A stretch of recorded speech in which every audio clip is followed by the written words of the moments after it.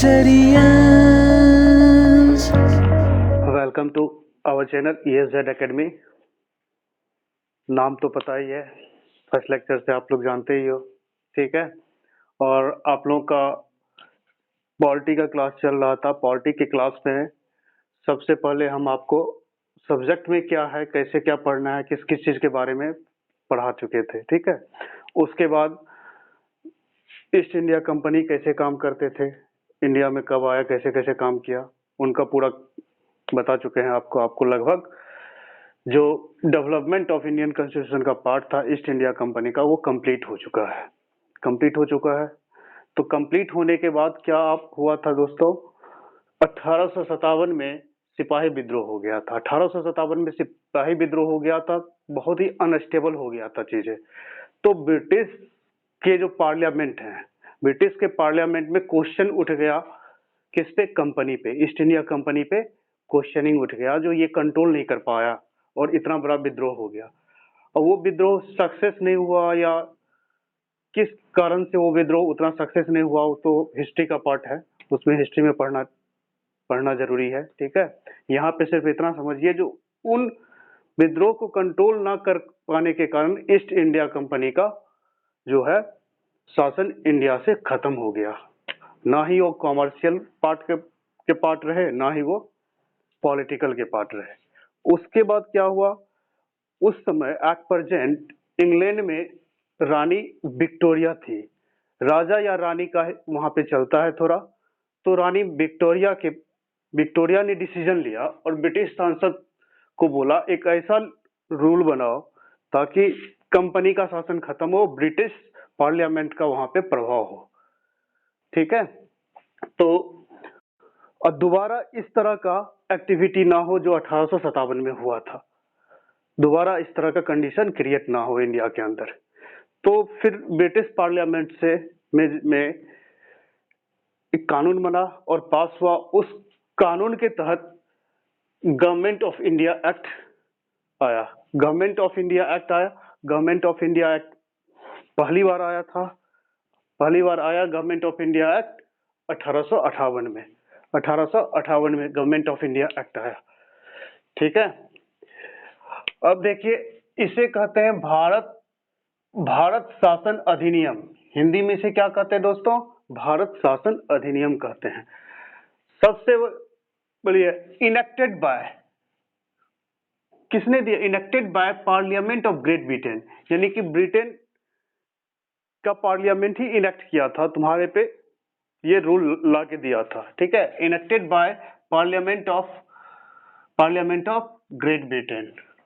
और ये implement India में कब से हुआ, 1 नवंबर 1858।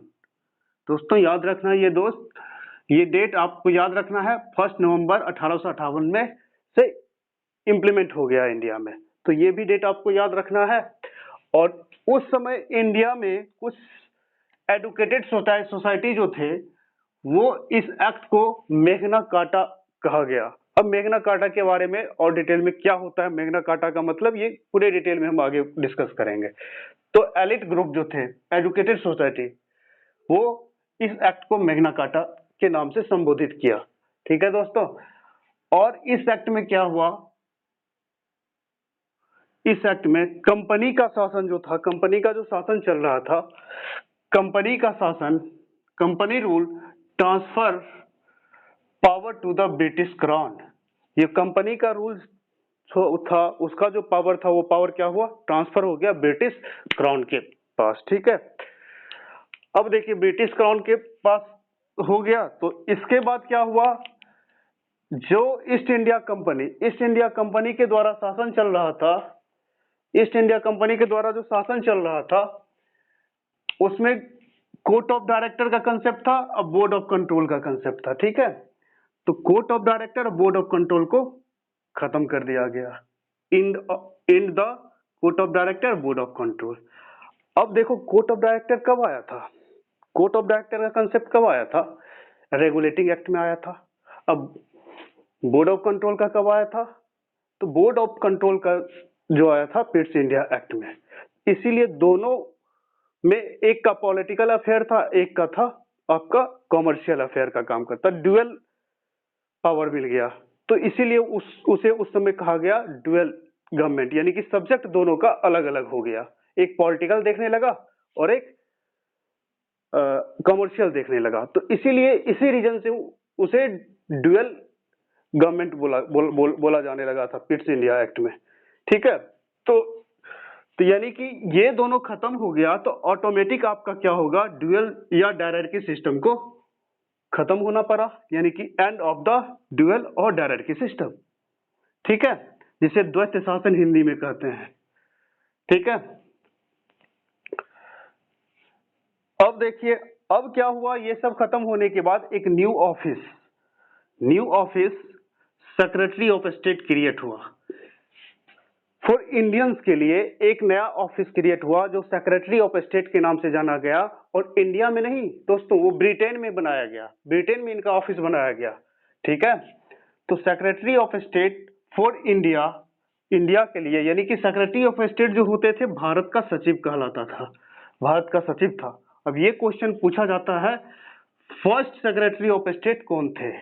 फर्स्ट सेक्रेटरी ऑफ स्टेट तो थे लॉर्ड स्टैनली नाम है इनका, फर्स्ट सेक्रेटरी ऑफ स्टेट। याद रखना, फर्स्ट थे तो इसे याद रखना जरूरी है, लॉर्ड स्टैनली फर्स्ट भारत का सचिव थे। ठीक है, अब ये सेक्रेटरी ऑफ स्टेट जो पहले का चला आ रहा था ईस्ट इंडिया कंपनी से, तो सेक्रेटरी ऑफ स्टेट जो है, जो कोर्ट ऑफ डायरेक्टर का काम था, जो ईस्ट इंडिया कंपनी में कोर्ट ऑफ डायरेक्टर का काम था, वही काम को वो देखते थे। क्या सेक्रेटरी ऑफ स्टेट वही काम आप को देखते थे इंग्लैंड में रह के। ठीक है, अब देखिए सेक्रेटरी ऑफ स्टेट जो होते थे भारत का सचिव जो बनते थे, वो member of parliament of British government के मेंबर ऑफ पार्लियामेंट होते थे। ठीक है, पार्लियामेंट के मेंबर ऑफ पार्लियामेंट होते थे, एमपीज होते थे। लेकिन वो एमपीज नॉर्मल एमपी नहीं होते थे, वो प्राइम मिनिस्टर कैबिनेट के मेंबर होते थे।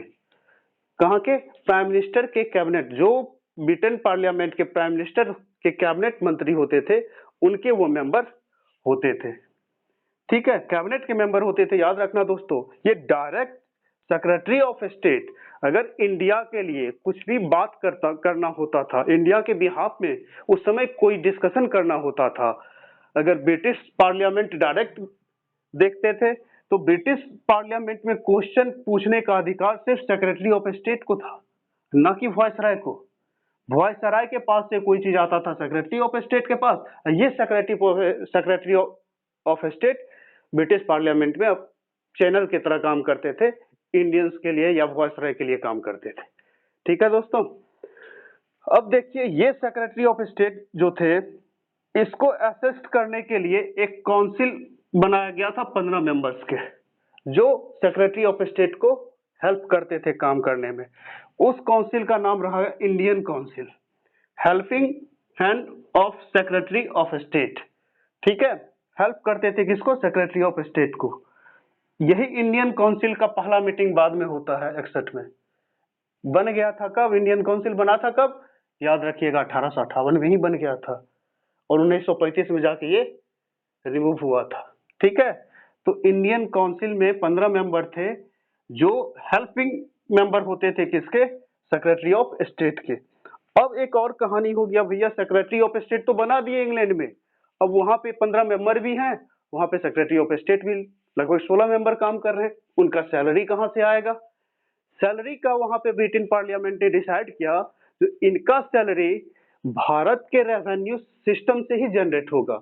जो टैक्सेस भारत से आएंगे, उसी टैक्सेस से हम सेक्रेटरी ऑफ स्टेट में जो भी मेंबर वर्क कर रहे हैं उनको हम सैलरी देंगे, उनके एक्सपेंस को। यानी सेक्रेटरी ऑफ स्टेट का जो ऑफिस होता था, उसका टोटल एक्सपेंस भारतीय टैक्सेस से होता था।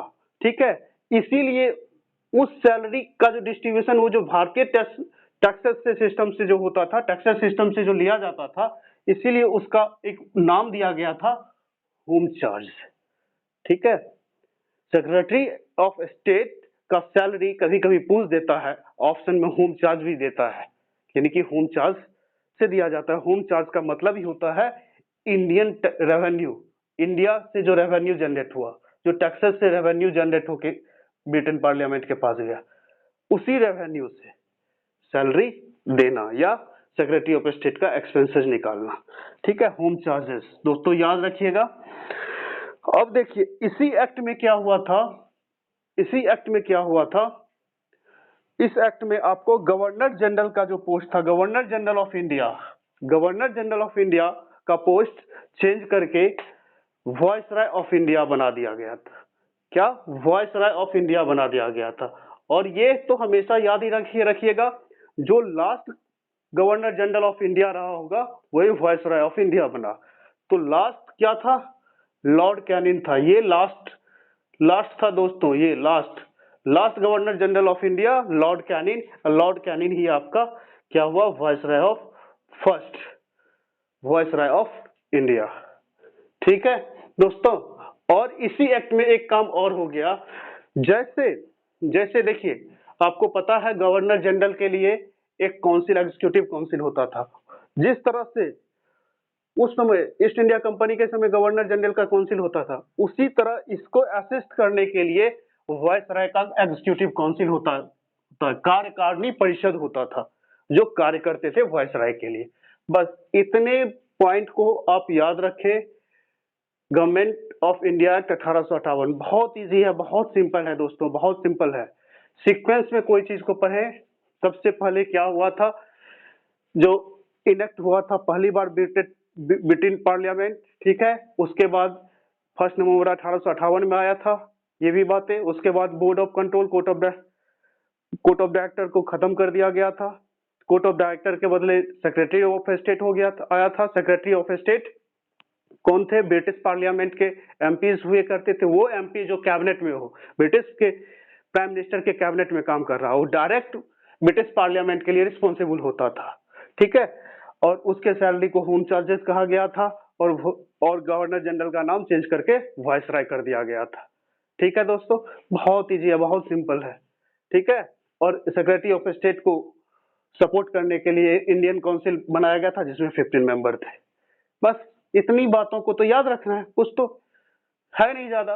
अब आते हैं, जो इंडियन काउंसिल बना था उसका फर्स्ट मीटिंग जो है 1861 में लगभग 3 साल के बाद हुआ, लगभग 3 साल के बाद हुआ इंडियन काउंसिल एक्ट 1861। इसे हिंदी में कहते हैं भारत परिषद अधिनियम, भारत परिषद अधिनियम से जाना जाता है ये, ठीक है।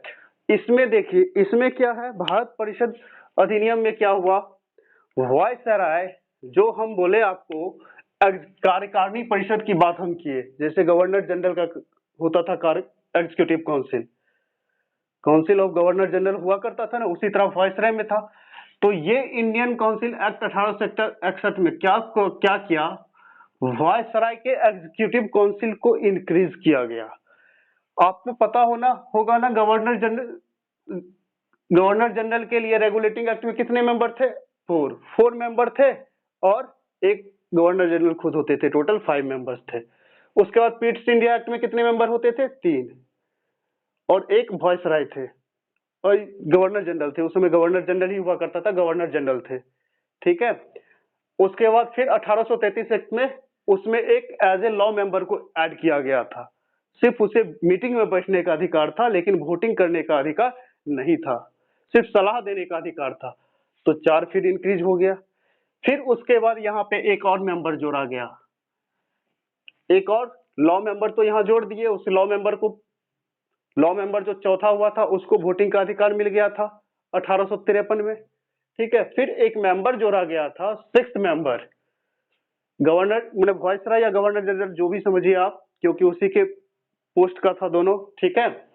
तो एक तो 5 हो गया, एक मेंबर एक्स्ट्रा जो जोड़ा गया, 6th मेंबर, जो पीडब्ल्यूडी वर्क को देखता था, पीडब्ल्यूडी को देखता था, 6th मेंबर, जो कि 1874 में ऐड किया गया।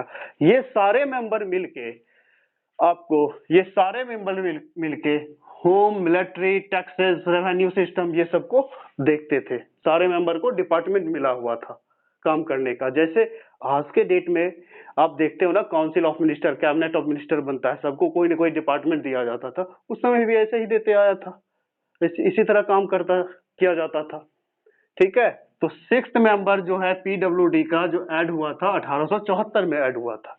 ठीक है दोस्तों, उसके बाद एक बहुत इंपॉर्टेंट, देखिए ये तो उतना इंपॉर्टेंट नहीं है, हो सकता है पूछ भी दे, आपका किस्मत खराब हो तब ये मेंबर्स पूछेंगे आपसे, बहुत किस्मत खराब होगा तब, वैसे उतना जरूरी नहीं है। ये सबसे ज्यादा इंपॉर्टेंट है, वायसराय वाज इम्पावर्ड, यानी कि वायसराय को इम्पावर मिला था किसी भी इमरजेंसी सिचुएशन में वो ऑर्डिनेंस ऑर्डिनेंस ऑर्डिनेंस अध्यादेश ला सकता था, किसी भी कोई कानून बना सकता था। वायसराय को ये अथॉरिटी मिला था जो किसी भी इमरजेंसी केस में वो एक ऑर्डिनेंस ला सकता था, वो ऑर्डिनेंस 6 मंथ तक वैलिड होगा।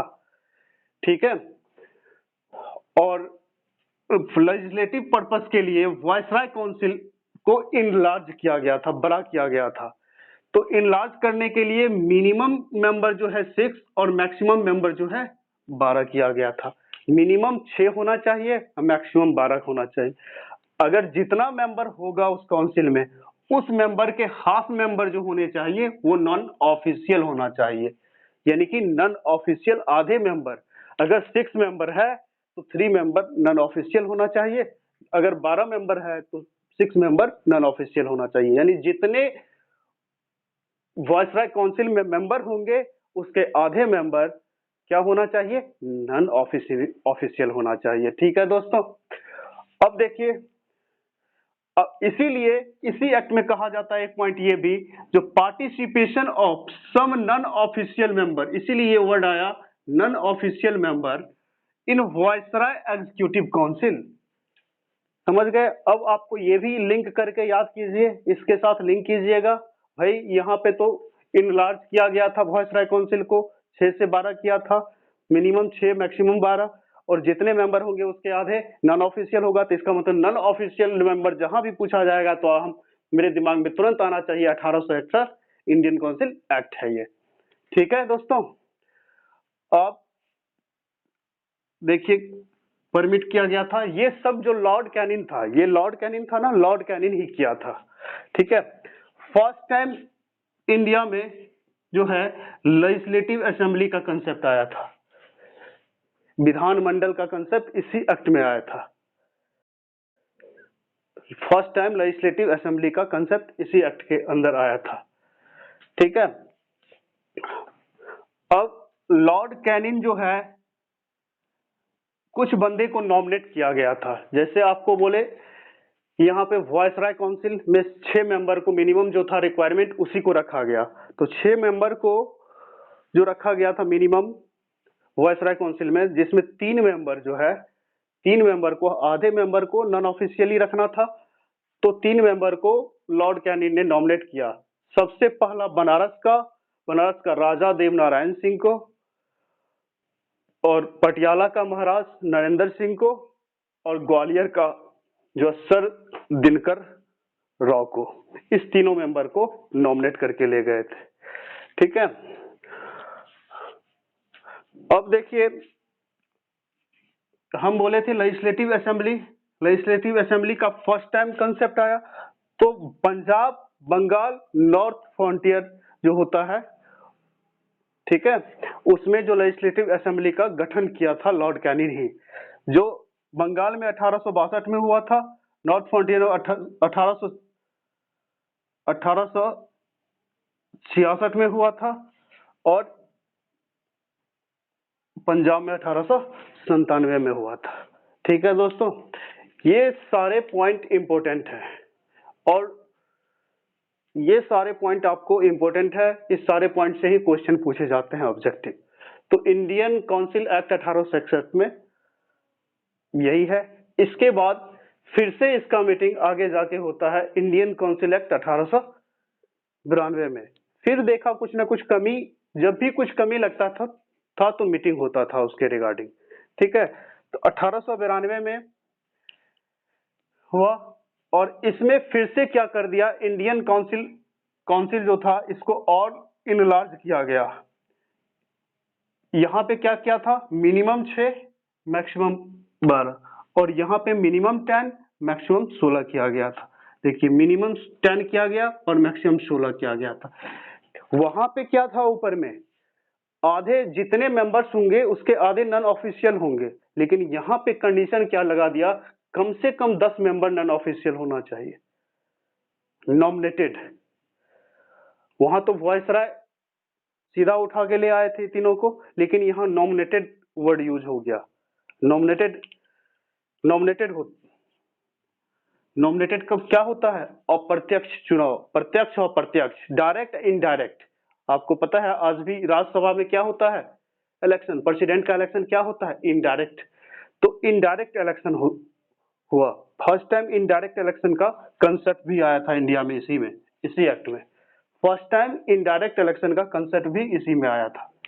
यानी कि 10 मेंबर जो है, 10 मेंबर नॉन ऑफिशियल होना चाहिए, ठीक है। और इसका रेंज 10 से 16 कर दिया गया, ठीक है। और इसमें जो नॉन ऑफिशियल थे, जो नॉमिनेट होके आए थे, उसको डिबेट करने का अधिकार मिला। एनुअल जो एक्सपेंस होता था, स्टेटमेंट होता था, उस पर डिबेट करने का अधिकार मिला, प्लस रेवेन्यू और एक्सपेंसेस से बात करने का अधिकार मिला। लेकिन इसे वोट करने का अधिकार, मताधिकार करने का अधिकार नहीं मिला, ठीक है। इसे वोट करने का अधिकार नहीं मिला। तो अब देखिए आप, हम 1858 पढ़े, इंडियन काउंसिल एक्ट पढ़े, और 1861 पढ़ लिए, 1892 पढ़ लिए, ठीक है।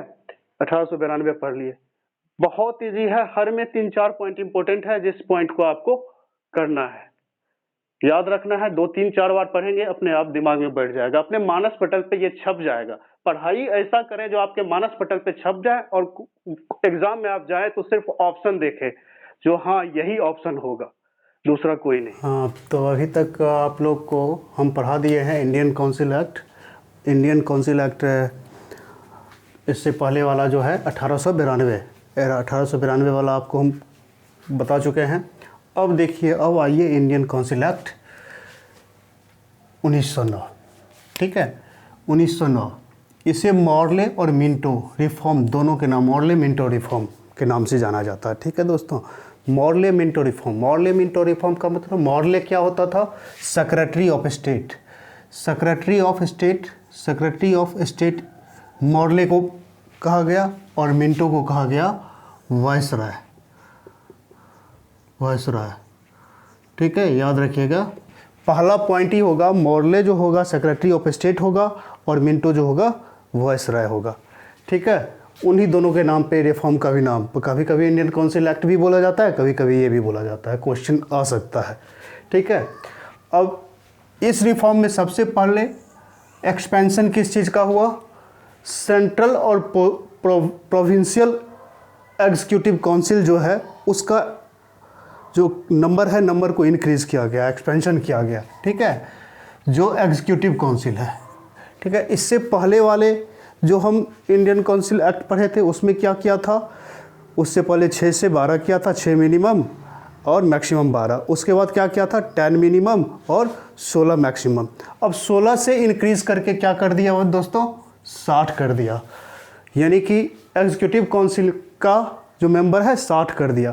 देखो ये 60 तो कर दिया, लेकिन सेंट्रल लेवल पे हम पढ़ रहे हैं सब कुछ, अभी प्रोविंशियल के बारे में मुझे नहीं पता है, ठीक है। सेंट्रल में 16 से 60 कर दिया, और प्रोविंशियल में जो है, प्रोविंशियल में पॉपुलेशन के हिसाब से डिसाइड होता था, हर प्रोविंस का अलग अलग पॉपुलेशन होता था, उसके हिसाब से मेंबरशिप डिसाइड होता था, ठीक है।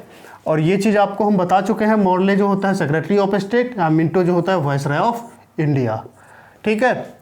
और इसी एक्ट में सत्येंद्र प्रसाद सिन्हा फर्स्ट बार एग्जीक्यूटिव काउंसिल में as a law member join किए थे, एज ए लॉ मेंबर, ठीक है। यानी कि वोट देने का अधिकार भी था, बहस करने का भी अधिकार था।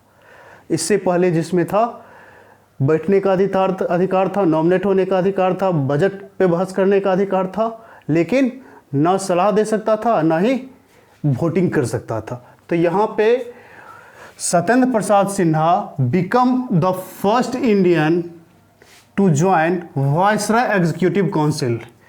ही was appointed as a law member, विधि सलाहकार के रूप में पहला बंदा जो है सत्येंद्र प्रसाद सिन्हा। ये भी क्वेश्चन आता है, किस एक्ट के तहत है? इंडियन काउंसिल एक्ट 1909 यानी मॉर्ले मिंटो रिफॉर्म के तहत। ठीक है, अब देखिए इस एक्ट में एक बहुत बड़ा खेल खेला गया था। यहाँ पे नेशनल मूवमेंट चल रहा था, आज़ादी की लड़ाई का बहुत बड़ा मूवमेंट जगह जगह पे होते रहता था। वह स्टार्टिंग हो गया था आपको सिपाही विद्रोह से ही, कहीं कहीं विद्रोह हो रहा था। उस विद्रोह को, उस लड़ाई को, उस नेशनलिज्म जो जनरेट हो रहा था इंडिया के अंदर, उसे कम करने के लिए अंग्रेज़ ने एक बहुत बड़ा खेल खेला। कॉमनल कंसेप्ट लाया, एक वर्ड कॉमनल लाया। तो इस कॉमनल के तहत मुस्लिमों को खुश करने के लिए, जो हिंदू मुस्लिम अलग हो जाए, सेपरेट हो जाए, तो मुस्लिमों को खुश करने के लिए सेपरेट रिप्रेजेंटेशन प्रोवाइड किया। ठीक है, जिस सेपरेट रिप्रेजेंटेशन प्रोवाइड किया मुस्लिमों को खुश करने के लिए, ताकि इसका नेशनल मूवमेंट जो है, नेशनलिज्म जो है इंडियंस के बीच वो टूटे। ठीक है, तो ये सेपरेट रिप्रेजेंटेशन दिया। इसी रिप्रेजेंटेशन के चक्कर में लॉर्ड मिंटो को फादर ऑफ कॉमनल इलेक्टोरेट कहा जाता है। यही ये जो रिप्रेजेंटेशन दिया मुस्लिमों के लिए अलग, इसी चक्कर में वायसराय जो उस समय लॉर्ड मिंटो थे, उनको फादर ऑफ कॉमनल इलेक्टोरेट के नाम से जाना जाता है। ये भी क्वेश्चन पूछा जाता है, जो फादर ऑफ कॉमनल इलेक्टोरेट के नाम से कौन जाना जाता है? Lord Minto. किस एक्ट में मिला था? इंडियन काउंसिल एक्ट या मॉर्ले मिंटो रिफॉर्म, इसमें मिला था। ठीक है दोस्तों, इसके बाद आता है आपका second government of India act 1919, Bharat शासन अधिनियम। ठीक है, भारत शासन अधिनियम आता है, जो second government of India act के नाम जाना जाता है।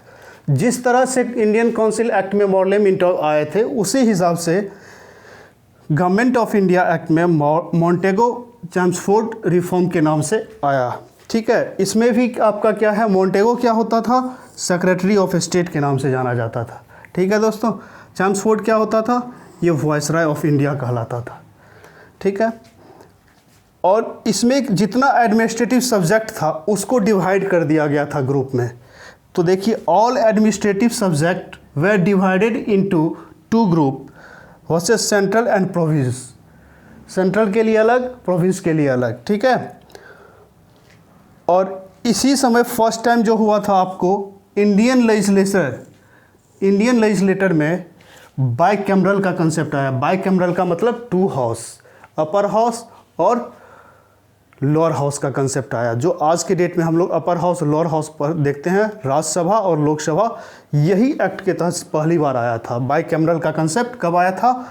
1919 में आया था।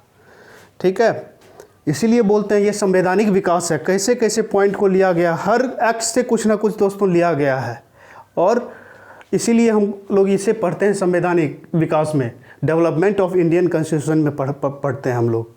ठीक है, तो यहाँ से बाइकैमरल 2 हाउस का कंसेप्ट लिया, और इसमें देखिए ऊपर में क्या हुआ था, मुस्लिमों के लिए दिया गया था। ठीक है, और इसी एक्ट में क्या हुआ था, separate representation given Sikh Christian, Anglo Indians and European के लिए। सिख, क्रिश्चियन, एंग्लो इंडियन और यूरोपियन के लिए भी सेपरेट रिप्रेजेंटेशन प्रोवाइड किया गया। किसमें? गवर्नमेंट ऑफ इंडिया एक्ट 1919 में। जो ऊपर बच गए थे उसके बाद वाले को गवर्नमेंट ऑफ इंडिया एक्ट 1919 में दिया। ठीक है, और यहाँ पे एक और प्रोविज़न दिया। पहले क्या होता था, पूरे बजट एक साथ होता था, सेंट्रल प्रोविंस वगैरह का। तो यहाँ पे provincial budget was separate from central, यानी कि प्रोविंस के बजट को सेपरेट कर दिया गया था सेंट्रल के बजट से। ठीक है, और इसी एक्ट के तहत formation of public service commission, union public service commission, जो सेंट्रल पब्लिक सर्विस कमीशन के नाम से ज़्यादा फेमस है। ये जो हुआ था दोस्तों 1 अक्टूबर 1926 में, इसी एक्ट के तहत 1 अक्टूबर 1926 में आया था। ठीक है दोस्तों, अब देखिए इसमें क्या था, इस एक्ट में क्या था, प्रोविंस में जो है डायरेक्टरी सिस्टम था, ठीक है, और सेंट्रल में जो था 2 हाउस सिस्टम था।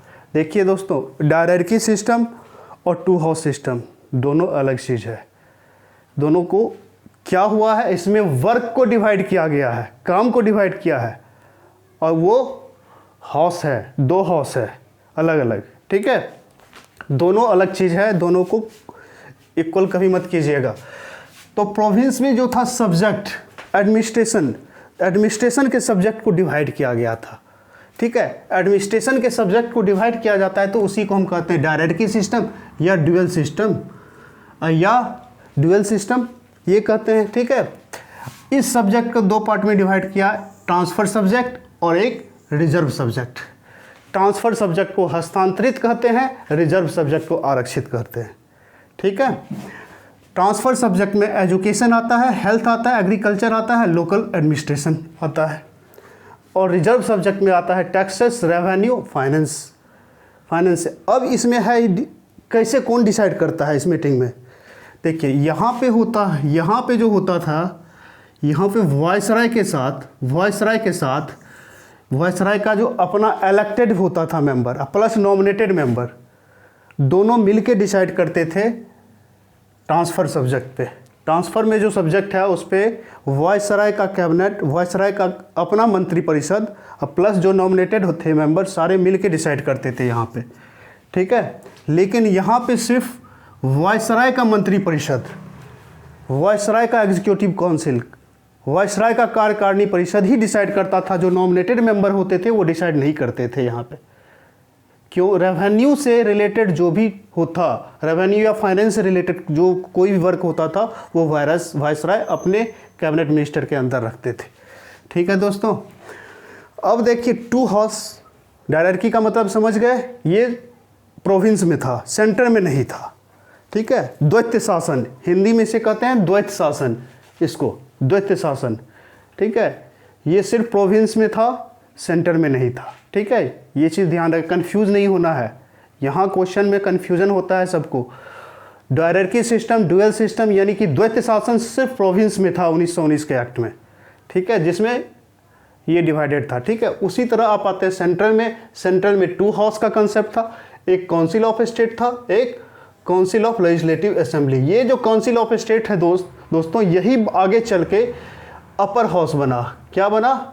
अपर हाउस का कंसेप्ट इसी से आया। और ये काउंसिल ऑफ लेजिस्लेटिव असेंबली है, इसी को हम लोग कहते हैं लोअर हाउस। इसको और डिटेल में हम बाद में पढ़ेंगे जब हम एक्चुअल अपने संविधान में आ जाएंगे तब, ठीक है। ये तो डेवलपमेंट पढ़ रहे हैं, इसीलिए अभी जानिए काउंसिल ऑफ स्टेट ही आगे चल के अपर हाउस बना और काउंसिल ऑफ लेजिस्लेटिव असेंबली ही आगे चल के लोअर हाउस बना।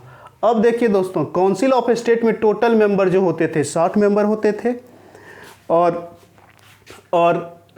काउंसिल ऑफ लेजिस्लेटिव असेंबली में टोटल मेंबर 144 होते थे, ठीक है।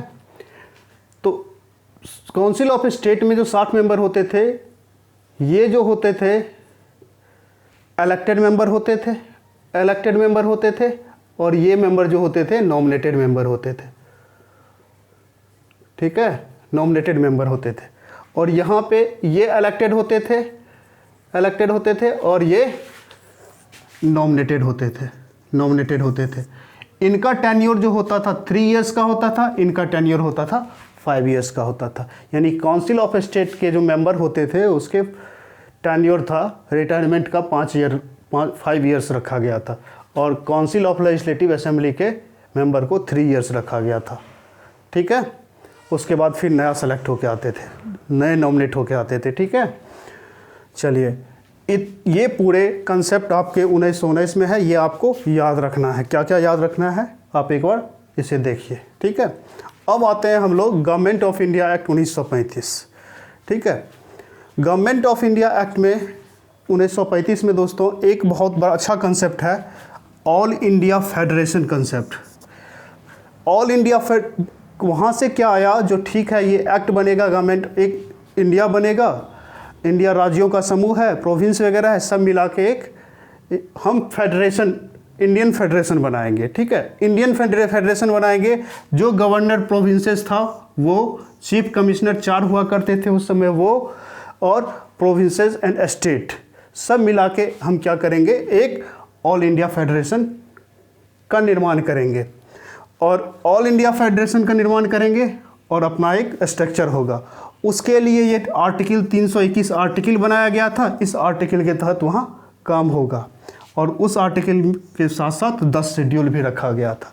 अब उसके बाद जो भी डिपार्टमेंट बनता था ना दोस्तों, तो उसमें फेडरल वर्ड ही यूज होता था 1935 के एक्ट में जो भी बन के आया था। तो फेडरल, देखिए फेडरल पब्लिक सर्विस कमीशन जो 1 अक्टूबर को यहाँ बना था, किसमें 1919 में, जो 1 अक्टूबर 1926 को सेंट्रल पब्लिक सर्विस कमीशन का नाम चेंज करके क्या कर दिया, federal public service commission. Federal public service commission या फेडरल स्टेट सर्विस कमीशन या federal combined state service commission, यानी कि 2 स्टेट का कंबाइंड सर्विस कमीशन को भी इसमें रखा गया था। ठीक है दोस्तों। प्लस उसके बाद फेडरल बैंक, ठीक है, उसके बाद फेडरल कोर्ट, यही फेडरल बैंक आगे चल के आरबीआई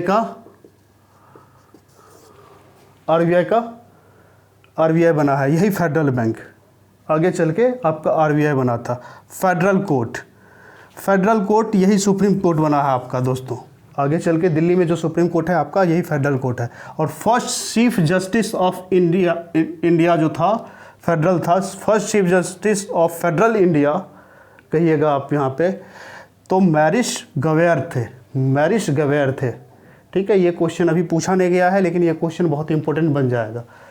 एलिजा एमपे सबको याद रहता है, रेगुलेटिंग एक्ट, यहाँ अभी तक पूछा नहीं गया, हो सकता है अच्छा क्वेश्चन बन जाए इससे। ठीक है, अब देखिए, और इसी एक्ट में एक प्रोविज़न रखा हुआ था सेपरेशन ऑफ बर्मा को इंडिया से अलग करना। ठीक है, दूसरा जो डायरेक्टरी सिस्टम 1919 में हम पढ़े थे, प्रोविंस में थे, उस प्रोविंस से उसे ख़त्म करके डायरेक्टरी सिस्टम को सेंटर में ला दिया गया। उस डायरेक्टरी सिस्टम को ख़त्म करके सेंटर में ले आया। ठीक है, अब दोस्तों हम इंट्रोडक्शन क्लास में आपको पढ़ाए थे, हमारा संविधान है, उसमें कुछ लिस्ट है जो पावर का डिस्ट्रीब्यूशन है। तो पावर का जो डिस्ट्रीब्यूशन है, तो वो भी डिस्ट्रीब्यूशन का कंसेप्ट इसी से आया। देखिए, यूनियन लिस्ट यहीं पे था जिसमें 59 सब्जेक्ट थे, स्टेट लिस्ट यहीं पे आया था जिसमें 54 सब्जेक्ट थे, और कंकरेंट लिस्ट यही था जिस पे 36 सब्जेक्ट थे। और रेसिडुअल पावर और रेसिडुअल लिस्ट जो है, इस पे सिर्फ वायसराय को अधिकार था, कोई कानून बना सकता था। ठीक है, अब एक चीज़ पढ़े थे, council act, Indian council act या काउंसिल एक्ट जो बना था कब, 1858 में बना था, उसे ख़त्म कर दिया गया इसी एक्ट के तहत। ठीक है, 1858 में जो बना था council act, Indian council act जो बना था, उसे यहाँ पे ख़त्म कर दिया। काउंसिल ऑफ इंडिया या काउंसिल एक्ट दोनों नाम से जाना जाता है। अब देखिए, हमारे यहाँ 11 स्टेट इस एक्ट में आया था। हमारे यहाँ टोटल 11 स्टेट होंगे, जिसमें 6 स्टेट जो है मेरा, 6 स्टेट में जो है बाई कैमरल होगा, 2 हाउस होगा। ठीक है, बाई कैमरल होगा, 2 हाउस होगा। वो स्टेट आपको पूछ देगा कभी भी, याद रखिए, ABBM UP। ठीक है, A for Assam, B for Bihar, B for Bengal, B for Bombay, Madras and United Province.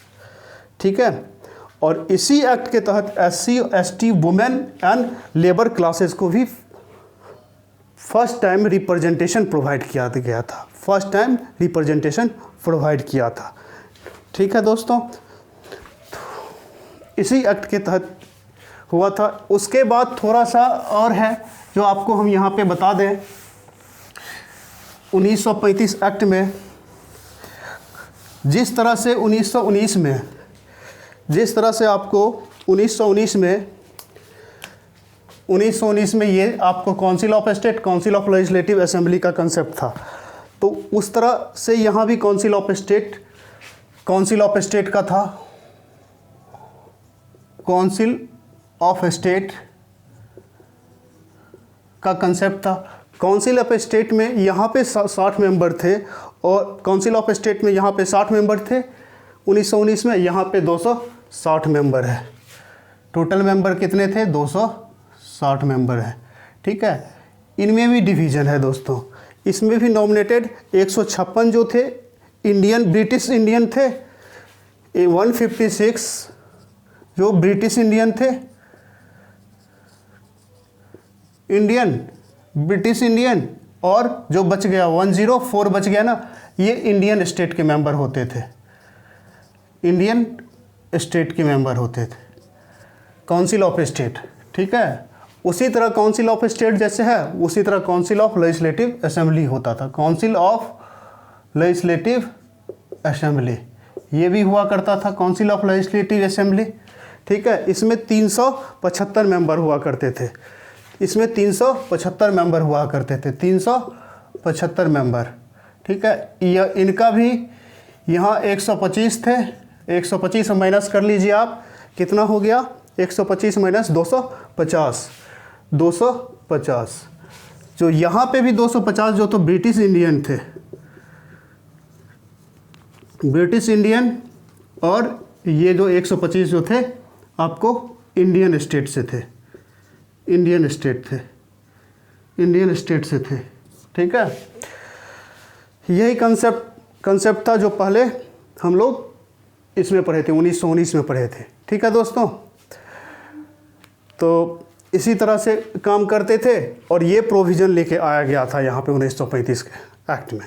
ठीक है, इसके बाद हम लोग पढ़ते हैं थोड़ा सा, एक एक्ट है, इतने पॉइंट आपको 1935 में याद रखना है, इतना पढ़ना है, इतना ध्यान रखना है। ठीक है दोस्तों, अब देखिए इसी में एक था इंडियन इंडिपेंडेंट एक्ट आता है, Indian independent act 1947, Indian independent act 1947 है, इंडियन इंडिपेंडेंट एक्ट 1947 जो कि 3 जून 1947 को 3 जून 1947 को इंडिया में माउंटबेटन योजना के तहत आया।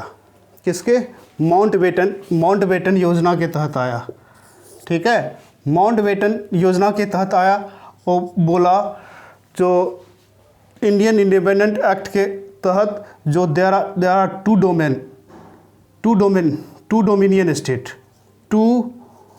डोमिनियन स्टेट का कंसेप्ट आया था। ठीक है, टू डोमेन एक्ट के नाम से इसीलिए ये फेमस है। टू डोमिनियन स्टेट का कंसेप्ट आया था, that is Bharat Pakistan, Bharat and Pakistan. ठीक है, भारत और पाकिस्तान का कंसेप्ट आया था दोस्तों इंडियन इंडिपेंडेंट एक्ट 1947 में। ठीक है, दैट इज भारत और पाकिस्तान। उसके बाद देखिए 1947 में 15 अगस्त 1947 को ब्रिटिश से जो पावर का ट्रांसफ़र हो गया इंडियन के पास।